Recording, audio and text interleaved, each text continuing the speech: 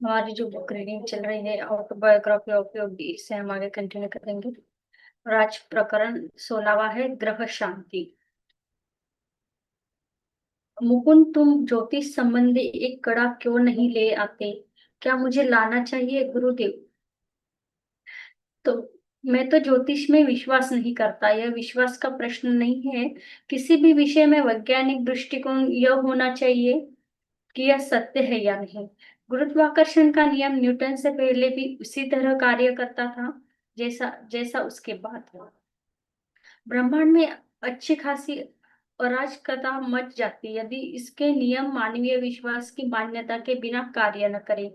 पाखंडी ज्योतिषों ने प्राचीन ज्योतिष विज्ञान को उसकी वर्तमान बदनाम अवस्था में लाकर रख दिया है। गणितीय और दार्शनिक दोनों ही दृष्टियों से ज्योतिष शास्त्र इतना विराट है कि गहरा समझ वाले व्यक्ति के अतिरिक्त कोई उसे ठीक से समझ नहीं सकता। यदि मूर्ख और अज्ञानी लोग ग्रह तारों के संकेतों को समझ नहीं पाते और अर्थ का अनर्थ करते हैं, तो यह इस अपूर्ण जगत में अपेक्षित ही है। ऐसे ज्ञानियों के साथ ज्ञान को भी मिथ्या नहीं मान लेना चाहिए। सृष्टि के सभी अंग एक दूसरे से जुड़े हुए हैं और एक दूसरे पर प्रभाव डालते रहते हैं। परस्पर आदान प्रदान भी ब्रह्मांड की संतुलन लयबद्ध गति का मूल आधार है। मेरे गुरु मेरे गुरु कहते गए, मनुष्य को अपने मानवीय स्तर पर दो प्रकार की शक्तियों का सामना करना पड़ता है।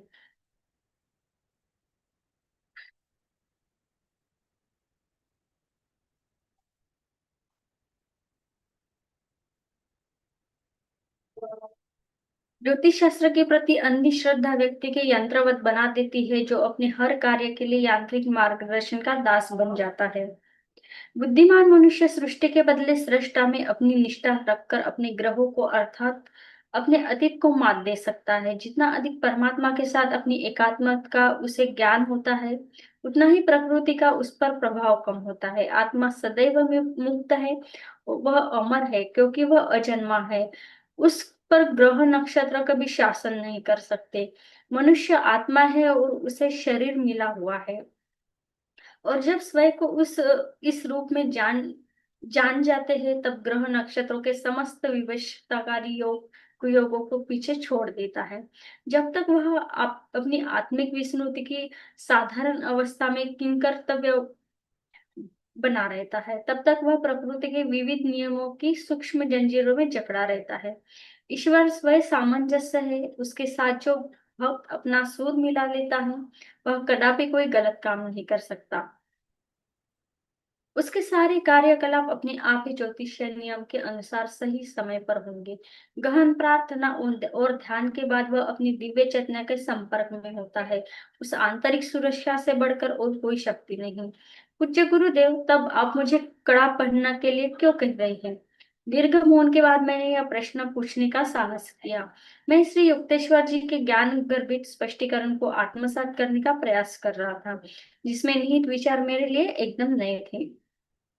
जब यात्री अपने गंतव्य स्थान पर पहुंच जाए, उस समय यदि वह अपने नक्शों को फेंक देता है, तब वह ठीक है। यात्रा के दौरान तो उसे जो भी सुविधाजनक छोटा रास्ता मिले वह ले लेना चाहिए। प्राचीन ऋषियों ने माया के मानव के निर्वास की अवधि को कम करने के अनेक तरीके ढूंढ निकाले। कर्म नियम के कुछ ऐसे भौतिक घटना है जिन्हें ज्ञान की उंगलियों से जब यात्री अपने गंतव्य स्थान पर पहुंच जाए, उस समय यदि अ, मनुष्य के सारे दुख कष्ट किसी न किसी प्रकार के प्राकृतिक नियमों का उल्लंघन करने के कारण ही पैदा होते हैं। शास्त्र कहते हैं कि मनुष्य को प्रकृति के नियमों का पालन करना चाहिए, पर साथ ही ईश्वर की सर्वशक्तिमत्ता में भी उसे अविश्वास का संदेह नहीं होना चाहिए। उसे यह कहना चाहिए, प्रभु, आप मेरा संपूर्ण विश्वास है और मैं जानता हूँ कि आप मेरी सहायता करेंगे। परंतु मैं भी अपनी ओर से अपनी भूलों का परिमार्जन करने का पूरा पूरा प्रयास करूंगा। अपने उपाय के द्वारा, जैसे प्रार्थना द्वारा, इच्छा शक्ति द्वारा, योग साधना द्वारा, संतों के साथ सत्संग द्वारा, ग्रह शांति करने वाले कड़ों कड़ों को पहनने के द्वारा गत कर्मों के प्रतिकूल प्रभाव को कम कम किया जा सकता है, या उन्हें पूरा ही काट भी दिया जा सकता है। जिस प्रकार घर के ऊपर तांबे की छत लगाकर घर पर गिरने वाली बिजली से घर बचाया जा सकता है, उसी प्रकार देह मंदिर को भी कुछ विशिष्ट उपाय से बचाया जा सकता है। विश्व में निरंतर विद्युत और चुंबकीय किरणों का संचार होता रहता है। ये किरणें मानव शरीर पर अच्छा या बुरा प्रभाव डालती है। युगों पूर्व हमारे ऋषि मुनियों ने सूक्ष्म वैश्विक किरणों के प्रतिकूल प्रभाव का सामना करने की समस्या पर गहन चिंतन किया। तब उन्हें पता चला कि शुद्ध धातुएं ऐसे सूक्ष्म प्रकाश की किरणों का उत्सर्जन करती है जो ग्रहों के प्रतिकूल प्रभाव को निष्फल करने की प्रचंड शक्ति रखती है। जड़ी बूटियों के कई सहयोग भी यह काम कर सकते हैं, परंतु इन सब में सबसे अधिक प्रभावशाली है 2 रत्ती से अधिक वजन के दोहरा दोष रहित रत्न।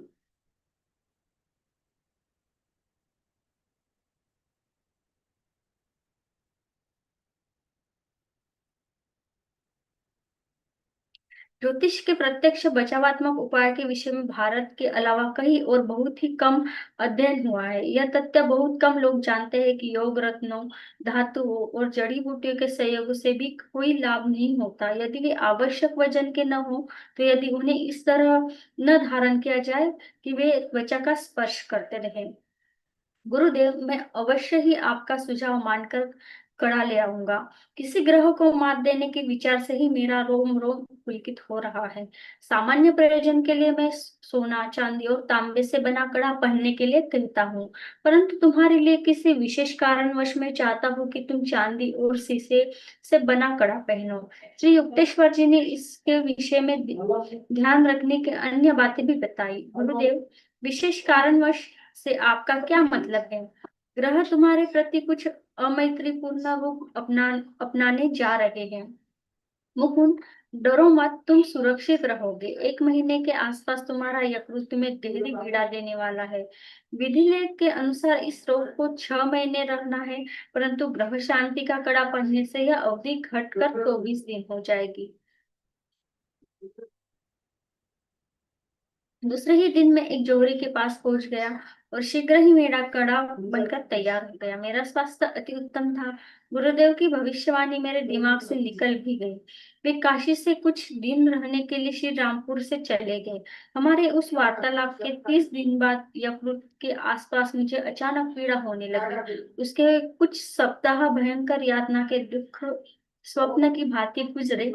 गुरुदेव को इसके लिए कष्ट देने की मेरी इच्छा नहीं थी, अतः मैंने सोचा कि इस यातना को मैं स्वयं ही हिम्मत करके सहन कर लूंगा। परंतु 23 दिन की भयंकर यातना ने मेरे संकल्पों को कमजोर कर दिया और काशी जाने के लिए रेलगाड़ी पर सवार हो गया।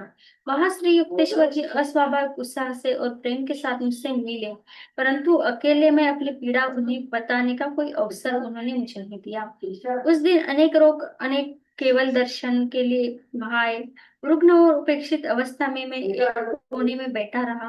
रात को भोजन के बाद ही सारे अतिथियों से छुट्टी मिली। तो मेरे गुरु ने मुझे उस पर घर की अष्टकोनी बालकनी में बुलाया।